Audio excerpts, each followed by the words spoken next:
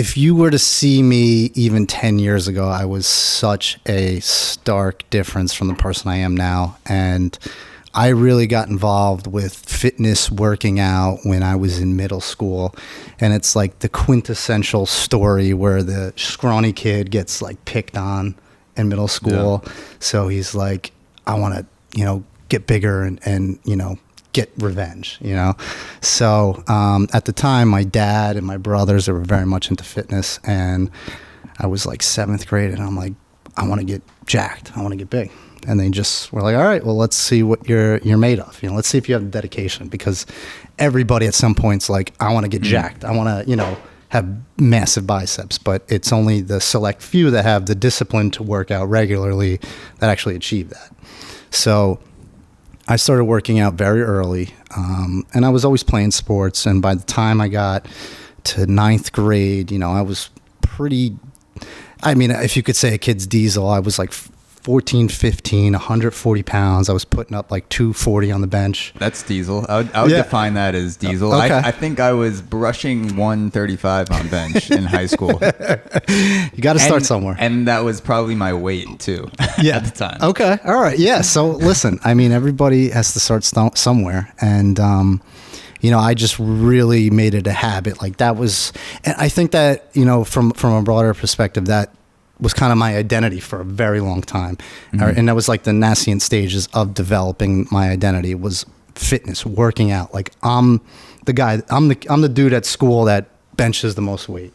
I'm the guy that deadlifts. So, I started playing sports in high school and I was playing football. I actually went to a private school, all boys school, had to wear a tie, blazer every day. Really taught me, discipline, being regimented, but I was playing sports and we had these off-season, weight training programs. And, at the time, I was benching more, I was like a sophomore and I was benching more than like the star running back, And, at the time the coach was like, that's weird, or whatever. And I just remember. He said it was weird? Well, yeah. So it was, I remember going in and I was putting up I was like a sophomore, 140 pounds. I was putting up 225 for like 10 reps. Shit. And like at 140 pounds, yeah. 16 That's years almost old. Twice your body weight. Yeah. It's crazy. So, I kind of always thought that my strength would kind of project me into being this athlete, and I remember at the time that, and I don't want to like bad talk, coaches, this is, 17 years ago. I remember the coach pulled me aside and he was like, I don't know what you're doing, but you need to stop taking steroids.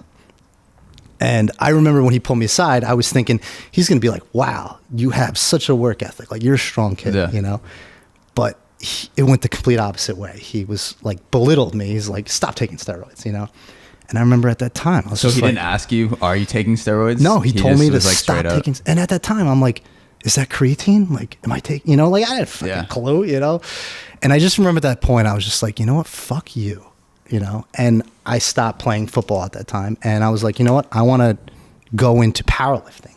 I'm like, it's much different mentality. It's not a team effort. You can't pass the ball off, or you can't rely on a teammate to score points or anything like that. It's all on you. And I went into powerlifting, and it was like senior year of high school. And I actually got a sponsorship during the time. I won nationals. I still have a record for I couldn't even remember. It's like NASM NCP. I don't even know what the federation is, but they used to have these competitions in Bordentown, Atlantic City, and I still have a record for bench press. It was like 100. I was 155 pounds, and I put up like 290. Jesus. And you're talking like a pause bench press. It's like commands down, all the way down, pause up, all the way up. Yeah. So by this time, I'm going into college, and I'm like, all right, I'm the power lifter. Like that's me. And then when I got to college, I shifted to strongman.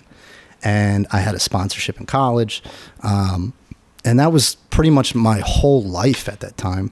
Like college was this whole secondhand experience. It was, my main focus was strongman. And, I would compete in contests. And I remember I won my second strongman contest. And it was like this euphoric high where I was just like, this is what I need to do. Mm-hmm. I need to be the strongest man. What do you think was driving you to pursue the strength aspect of competition rather than the sports aspect of competition? Because I know a lot of, or not a lot, but I know a few football players who, after their college career or pro football career faded, then they realized, oh, I have all this strength. Maybe I'll try to do strongman. And there are actually a couple of guys who do well in it from Richmond. But before that, I didn't know anyone in high school, at least, that I was friends with that was doing strongman from the jump. It was always baseball, football, something like that. What drew you to the strength aspect? So, at the time, I didn't like the whole aspect of like, you can't work out as heavy. You have to focus on the sport. And I remember like, I used to have to scale back some of my workouts so I can perform. And I'm like, this sucks. Like, I'd rather be in the gym. Like, I don't want to run drills. Like, I want to go in and I want to overhead press, like, so I always had, I had this early affinity for the working out aspect, the strength building. And so much so where I preferred to lift over actually playing the sport. And, as the older I got, the clearer it became.